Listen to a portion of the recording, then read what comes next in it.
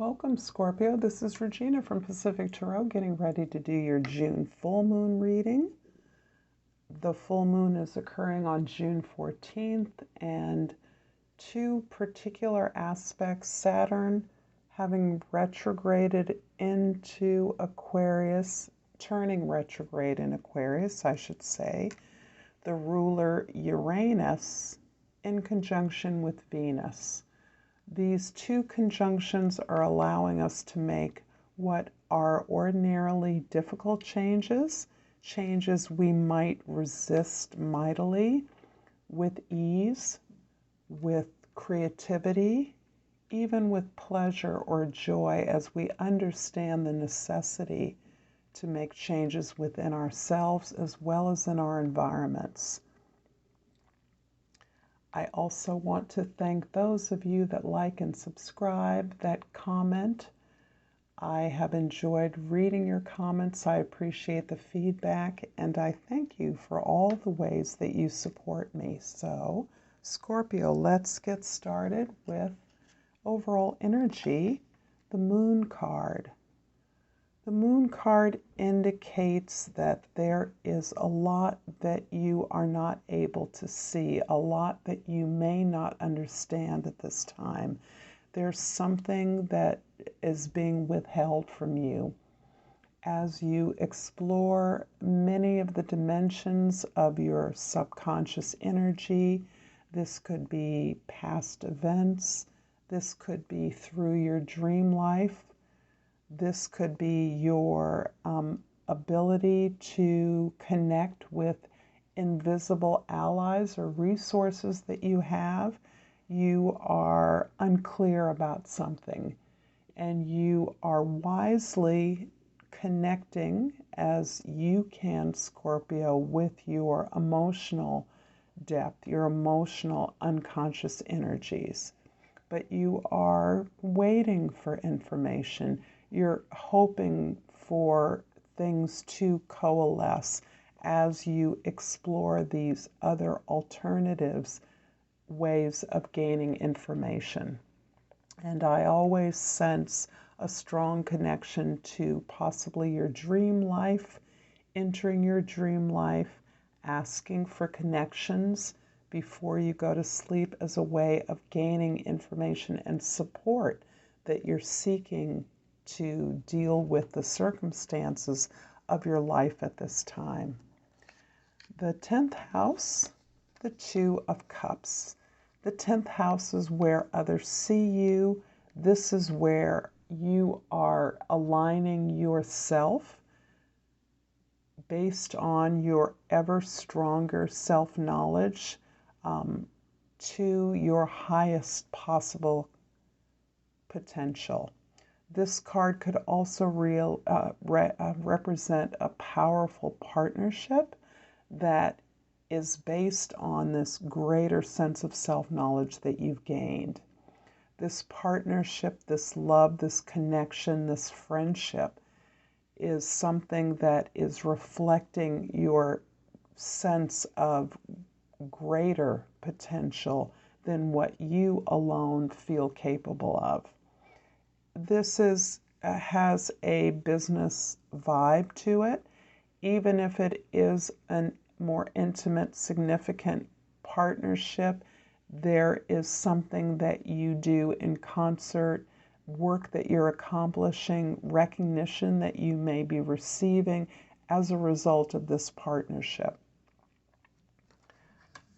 The first house is the Ace of Pentacles, and this shows you moving in a new direction, a new potential opportunity that is going to net you greater wealth, abundance, or prosperity. It will contribute to your security, your safety, which is very important to you at this time, as you are out picturing your emotional state through your partnership, so that this is gaining you an opportunity to begin a new path, come up with a new idea for wealth creation. The fourth house is the Eight of Cups, And this is showing that you are outgrowing a situation of former comfort and great investment. This has to do with your home. This could be your immediate family, your extended family, your tribe. These associations with partnerships that have empowered you to date. They are the basis on which you have been able to build your security and comfort, even your success in the past. But you have moved and grown through those relationships so that you are now questing greater meaning and fulfillment beyond this older pattern, this pattern from the past, this familiar setting. The 7th house, your significant relationships, shows the Page of Wands. And this is you being open to expanding beyond what you know, so that you are moving away from what is familiar and desiring to personally grow your own vehicle, your own person, your own capacity as you are expanding on your business model, moving to new territory, greater location, greater distribution of your services and or products. And I'm going to clarify the Ace of Pentacles in the 1st house with the 4 of Cups in the 7th house and the 9 of Wands in the 3rd house. So the 2nd house is our resources as well as our values. And this is really describing further this sense of familiarity that is leading you to feel restless and dissatisfied with the status quo at this time. You are receiving what it is you've asked for, and this card, at least for me, reflects this shift from expecting those things that you want to be supplied from outside of yourself. That is in the form of another person who rescues you or answers your needs, or from some external factor, when indeed everything you need you have been generating from within your emotional comfort and stability. So this greater stability is a reflection of your maturity, your ability to make connections beyond what is familiar. Ultimately, they contribute to your sense of foundation, spiritual foundation, growth, security, and protection. Whereas, on the other hand, in your efforts to communicate your efforts, your desire to grow and invest in new possibilities, new areas of growth and expansion, you have exhausted mightily. This shows you having a kind of vast experience with traveling, with networking, with moving around the globe as a part of your business. And there is a sense of exhaustion, hoping to get to the end of this particular way of sharing what you offer. However, you are more determined than ever, and you are not giving up as you understand that your goal is right around the corner. The 8 of Cups in the 4th house is clarified by the Hermit card in the 5th house and the Queen of Pentacles in the 6th house. The ways in which that you have gone within and sought support and answers from invisible energies, those authorities you recognize, those teachers that you respect, even those traditions and connections with ancestors that have contained answers that you recognize as your authority, have informed you, taught you, opened you up, gained you in confidence, and this is information that you're passing on to others. As part of your work, as part of your creative practice, you are teaching others, you are mentoring others, you are passing along skills, methods, and your strengths so that you too can receive the answers that will guide your new direction. The Queen of Pentacles in the 6th house indicates that you are in a position of receiving the tremendous abundance of resources that you have shared with others as a part of your work. Having the vision, the resourcefulness, the ability to pattern, strategize for abundance, for security, for establishment. This is a part of the work and routines, habits that you're instituting in your work life. This is part of what you're sharing and providing to those that you are teaching, you are mentoring in your particular practice, place of work, or creative practice. The Page of Wands in the 7th house is clarified by the 5 of Cups in the 8th house and the 5 of Pentacles in the 9th house. Fives are numbers of change. So you are changing, in the process of changing, a couple of considerable patterns that you now recognized and have internalized in such a way that you recognize the need to change. These are the things within that have caused you to regret perhaps decisions, certainly to be in grieving mode regarding heartaches and disappointments from the past, in particular through relationships, the sharing of resources in relationships where you've been burned, where you feel you've been betrayed. And the reality of those disappointments has caused you to look deeper within yourself for your share of responsibilities and the willingness and ability to let those experiences go.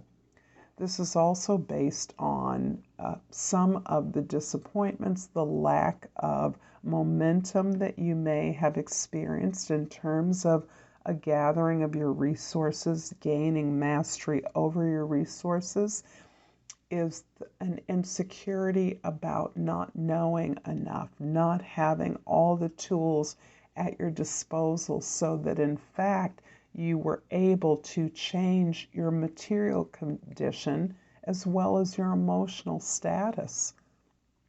In the past, you're now in a position of not only releasing that, learning to ask for help without shame, without a sense that there is any reflection on your inadequacy, but with a clear understanding that what you don't have will be provided to you, can be provided you from others. So this is a powerful way in which your sense of inadequacy is now being replaced by gratitude. Gratitude for all the lessons that taught you these lessons, and this ability to receive and be open to ask for help, to allow others to give to you what you need in a situation, and overall, a deeper sense of your connection to who you are. The 2 of Cups here is repeated here. You now are coming from a place of authentic alignment with who you are, without apology, with gratitude for the lessons that have gotten you to where you are at this point. The 2 of Cups in the 10th house is clarified by the 6 of Swords in the 11th and the Magician in the 12th. So there is this ongoing release by you of the things that haven't worked. This is your awareness that peaceful waters exist And in seeking that peace, you are also seeking an acceptance of your experiences of the past. You're accepting that things have not always worked in your favor, although part of your work and strategy has been the need to harmonize and balance out your relationships and your conditions. As you move to more peaceful waters, you're finding an acceptance and a gratitude for the healing that is now possible as you have a much deeper understanding of your own emotional needs and ways in which you can supply them. The Magician is the card in the 12th house that shows you now at the end of this particular journey, you are now empowered with the confidence and the knowledge that you have what you need to obtain your goals. You are perfectly positioned with the Magician in the 12th house. You are prepared to pursue this new possibility, to suss out this new direction, this new way of growing your wealth, your material experience of comfort and security and abundance. I'm going to finish off this reading, Scorpio, with a botanical inspiration. And I have pulled the tuberose, and the key words are dangerous pleasure. Nietzsche said, the secret of reaping the greatest fruitfulness and the greatest enjoyment from life is to live dangerously. And I can't imagine a more appropriate advisement for a Scorpio, you who are the deep risk takers, you who come from the place of necessity, resourcefulness, and being able to reinvent yourselves over and over again. I'm going to leave it here, Scorpio. I thank you for your time and attention, and until next time, Namaste.